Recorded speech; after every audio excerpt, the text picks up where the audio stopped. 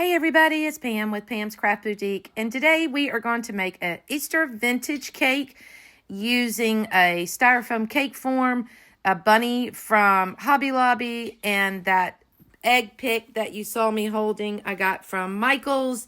So let's get started. The first thing I'm going to do is I'm going to use this blue scrapbook paper here to cover my cake plate. Now I know this blue is a darker blue, but I'm going to be adding orange to all of this. And I think once I get all of these blues and the orange all put together, I think it'll come together nicely. So I'm just going to cut away the extra I don't need. And then we'll add, I put tape on this so it doesn't move around while I'm trying to decorate it. And then we're going to hot glue the cake form right onto the scrapbook paper and cake plate.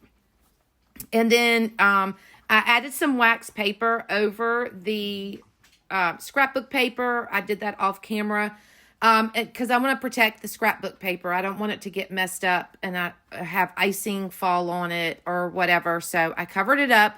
And so now we're using lightweight spackle mixed with white paint to decorate the base of our cake. And essentially I just put a lot of icing on there. And now all I'm doing is going with my little spatula there and just kind of making lines going up, nothing too fancy, but I scrape it every single time. So I swipe it and then scrape it off, swipe it, scrape it off, all right, until it's done all the way around. And now I'm just going to decorate the top of it, get it all smoothed out. Now, when I do the edges, it'll hide all of that kind of yuckiness, so to speak. So I'm not too worried about that. I just want it to be smooth and for it to look even and neat. And so just doing a little design on the top, nothing too fancy. I'm not a professional cake decorator. Now I'm going to take this little bunny. I'm going to cut some of that piece, the wire piece off, or the stem, and I'm going to hot glue it just for added assurance. It's not going to go anywhere. It's going to dry in the spackle, so I'm not worried about it. And now I'm going to take this pick here and I'm just going to break it apart and cut, because I just want the eggs, some of the eggs and the carrot. So I'm just going to cut some of these apart.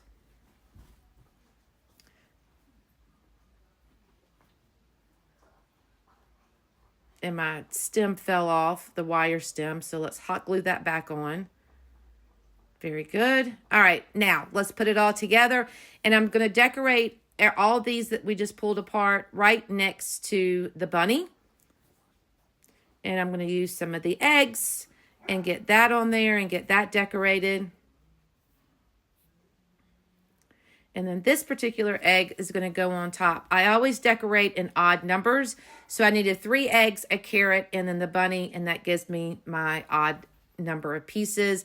And this is a blue flower I had. I ended up putting it on the little bunny's bow there, just for a little extra touch. So now I'm going to carefully remove the wax paper to expose my cake plate and just kind of clean up the bottom just a little bit. It's all going to be covered with when I put decorations on the bottom. And so now I'm just going to go around and just put a light blue border around the top of the cake, and then I'll do the same border on the bottom of the cake. And that's kind of where I was going to stop. And then I got a wild hair to kind of make it look vintage looking. And I've never really done a cake like that, so we're all kind of doing this together today. And I was like, what the heck? We're going to try it, and we're going to see how it turns out. But first, I'm going to take nonpareils, and I get them from Playco 3. If you need a link to it, let me know. And I'm just kind of putting some on top and some in all the blue, just for some extra texture and color. And then I'm going to add a little bit of orange. I wanted that orange from the carrot to be brought all the way down to the bottom and just really bring that orange in. I love orange and blue at Easter time, so I thought this would look really good. And now here we go. I'm using this frosting tip here. I don't know the number of it, but if you need it, I can try to find it. I get all of my frosting tips from Hobby Lobby, so it came from there. And I'm just going around and making like a little banner type thing, as you can see here. And it's funny because I start here and I'm like, okay, well, we need a little bit more. So let's bring in some orange. So I just did like some dots. I don't know. I was like, well, we'll just do dots and see how that goes. And then after I did the dots, I was like, okay, well, it needs something else towards the bottom. And you'll see here in a minute, I ended up doing another like wavy border. And it turned out really cute. Am I a pro at it? No, absolutely not. But do I like it? Yes, I'm absolutely in love with it. And then I wanted some little white like pearl balls to put in there. So I'm using this Halloween mix actually from the Primitive Pumpkin, and it had like little white balls. They were perfect to go in there. So I was like, okay. So here you see, I'm like, okay, we need another border or another like ruffle to go around. So I decided to kind of follow what I already had and go underneath the orange dots and kind of pull it all in together.